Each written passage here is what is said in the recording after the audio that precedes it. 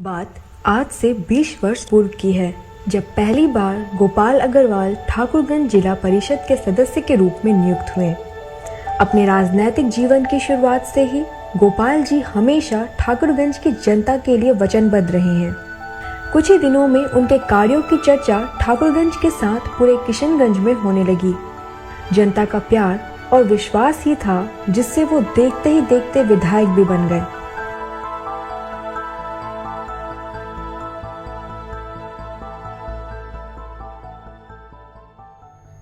देखिए, मेरा परिवार शुरू से राजनीतिक परिवार रहा और क्षेत्र में अक्सर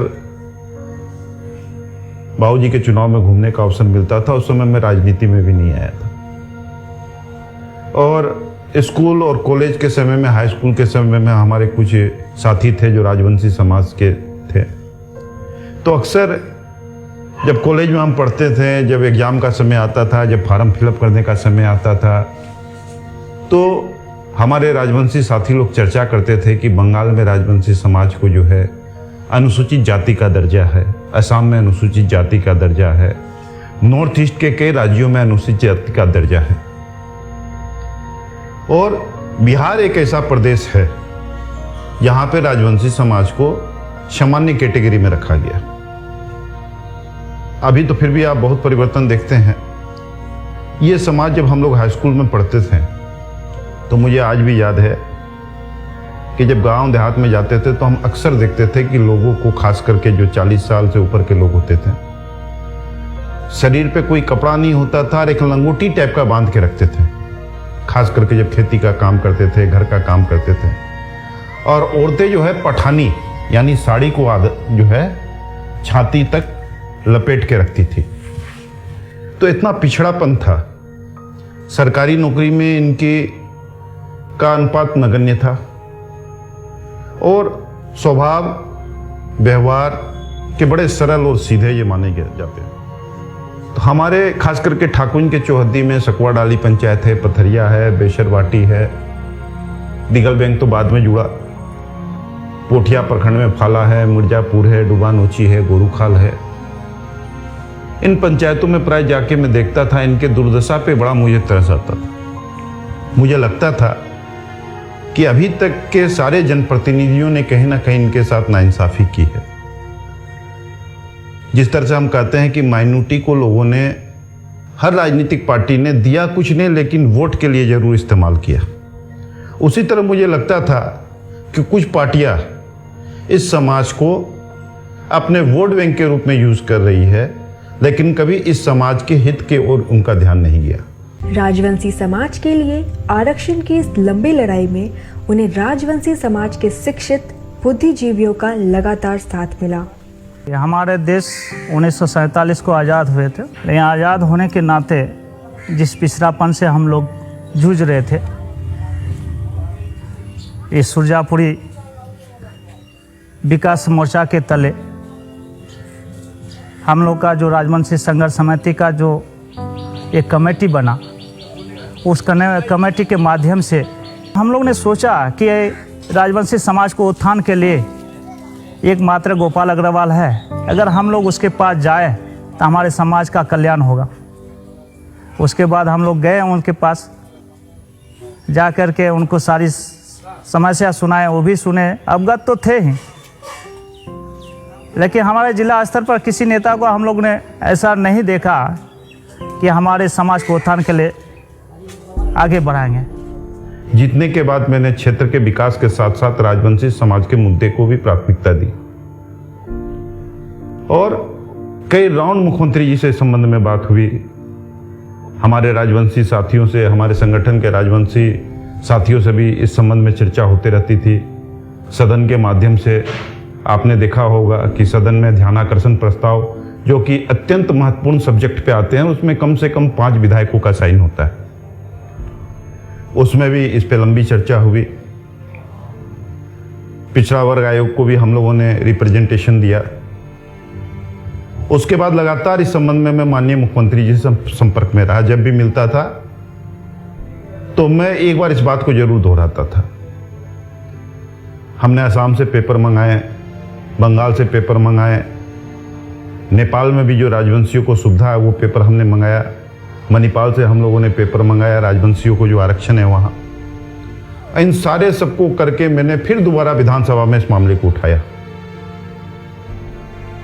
2014 के पार्लियामेंट चुनाव से पहले मैंने इतना दबाव बना दिया चुनाव से पहले कि चुनाव के 5 महीना पहले माननीय मुख्यमंत्री जी ने एक दिन मुझे अपने बुलाया और कहा कि आपका वो राजवंशी का आरक्षण का बात कर रहे हैं, तो क्या है हमको बताइए। मैंने विस्तृत रूप से उनको 15 मिनट में सारा डिटेल बताया कि किस किस क्षेत्र में। देखिए, राजवंशी जो है ये आप बंगाल, नॉर्थ ईस्ट, असम में और बिहार के खास करके जो है इसकी सबसे बड़ी संख्या किशनगंज जिले में है।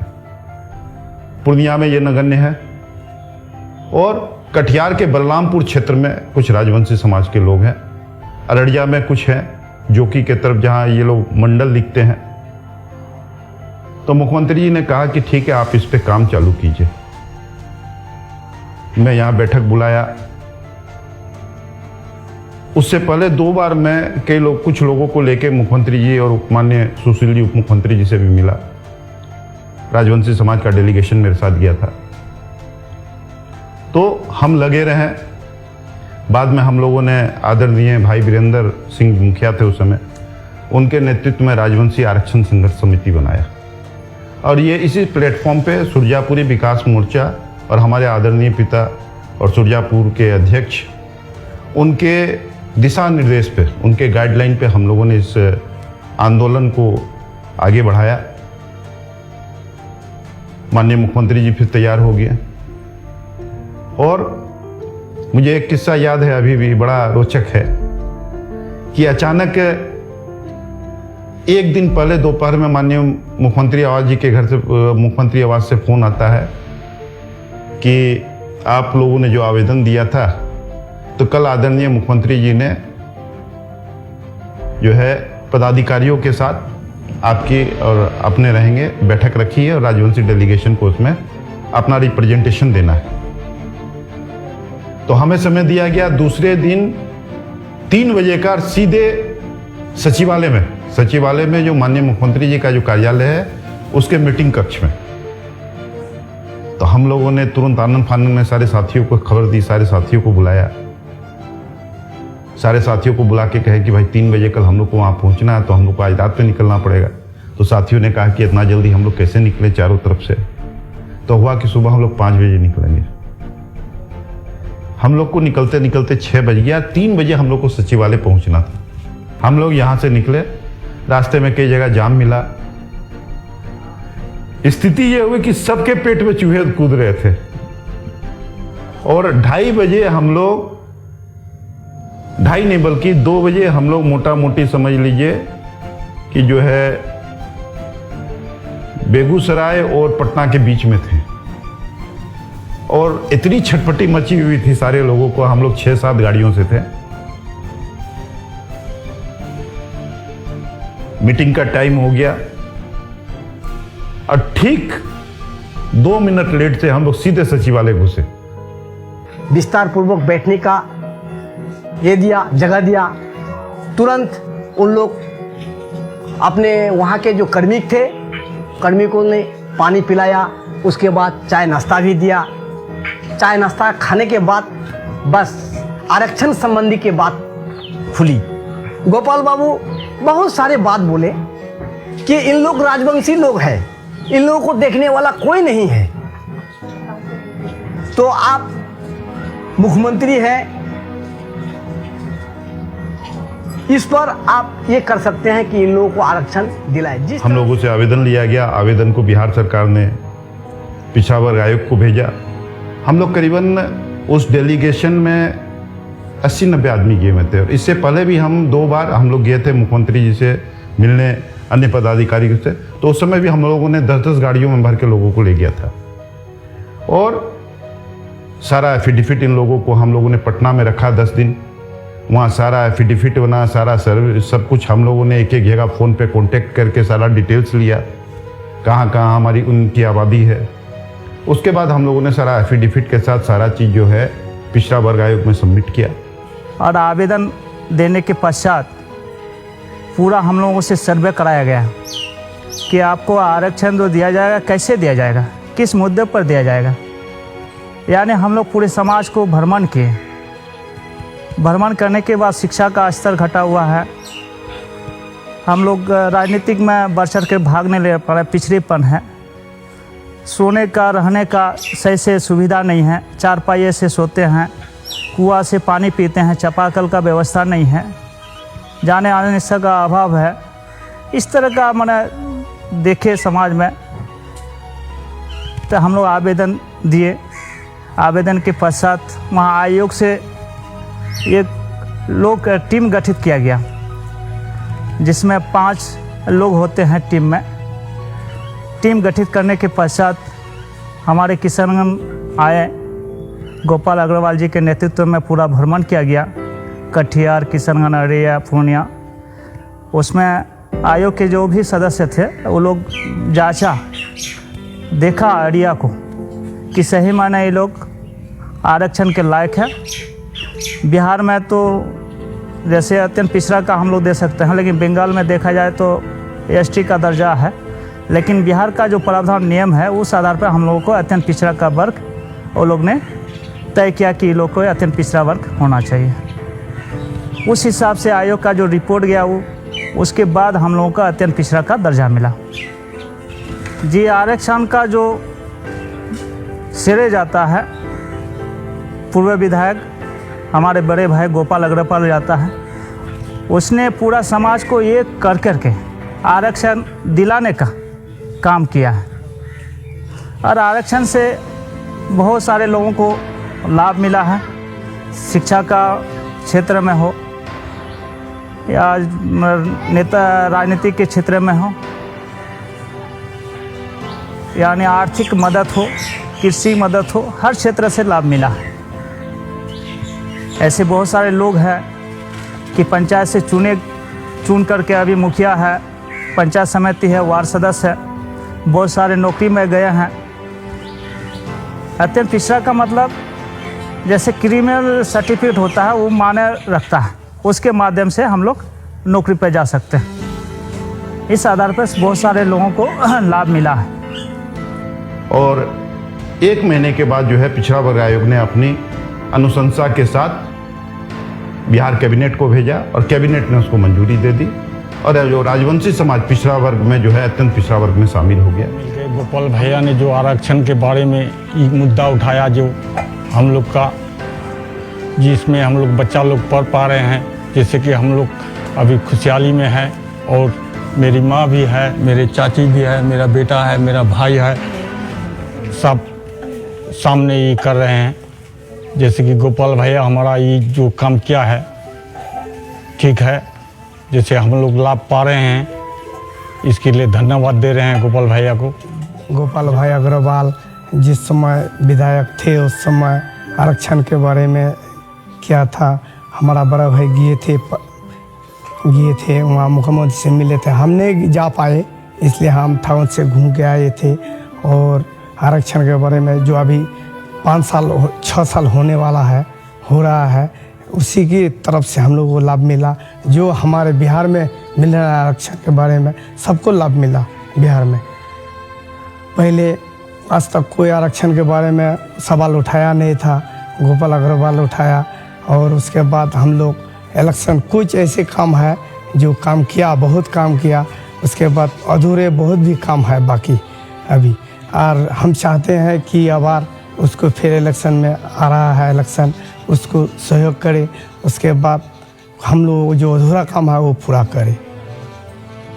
तो हम कहेंगे पूरे विधानसभा के वासियों को कि ऐसे शख्स को चुनिए जो हर समाज को लेकर चले और चलता भी है। हम तो कहें कि गोपाल अग्रवाल से अच्छा यहाँ नेता नहीं है और वैसा आदमी को देना भी चाहिए। जब विधायक में रहकर नहीं रह करके इतना काम कर सकता है, अगर रह जाएगा, पद मिल जाएगा तो बहुत कुछ सकता है। ऐसे आदमी को मौका मिलना चाहिए।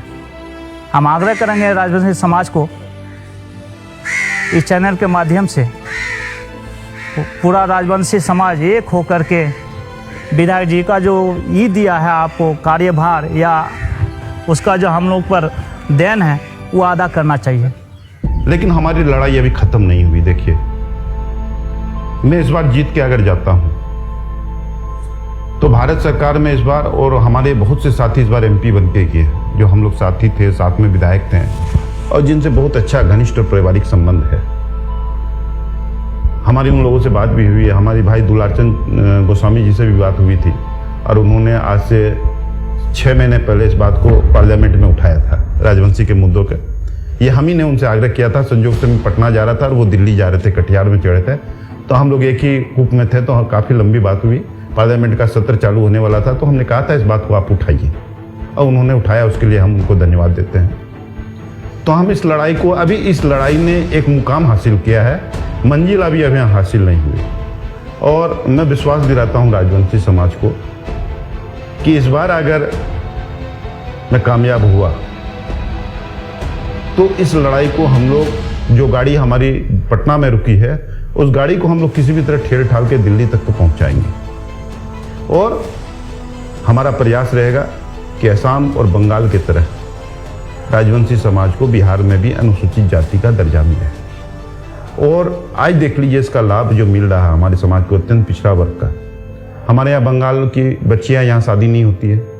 बंगाल के लोग हमारे यहाँ राजवंशी समाज को बेटियाँ नहीं देते हैं, कहते हैं कि आपके यहाँ जाने से कुछ होने वाला नहीं है। हमारे यहाँ के लोग बंगाल में अपनी बेटियों को देते हैं क्योंकि जानते हैं कि वहाँ आरक्षण है। अब बंगाल आप चले जाइए, कोई घर बाकी नहीं है राजवंशियों का जहाँ सरकारी नौकरी नहीं है। और बहुत संपन्न है बंगाल में ये समाज, असम में भी ये समाज बहुत संपन्न है, लेकिन बिहार में उतना ही पिछड़ा है। तो ये सारी चीज़ें हैं और मुझे खुशी है कि सारे साथियों के सहयोग से हम लोगों ने प्राप्त किया, हम इसमें कामयाब हुए हैं। और जो है हमारे सारी टीम इसके लिए बधाई की पात्र है, सारे साथी हमारे बधाई के पात्र हैं। देखिए, हम करने पे विश्वास रखते हैं और हम करके दिखाते हैं। और ये बात सही है कि अगर सच्चे मन से किसी प्रयास को किया जाए तो उसमें कहीं ना कहीं ईश्वर का आशीर्वाद, खुदा की रहमत होती है। और अगर आपका उद्देश्य पाक है, पवित्र है, तो आपको मंजिल मिलती है, लेट सवेर जरूर होती है। तो ये हम लोगों ने प्राप्त किया।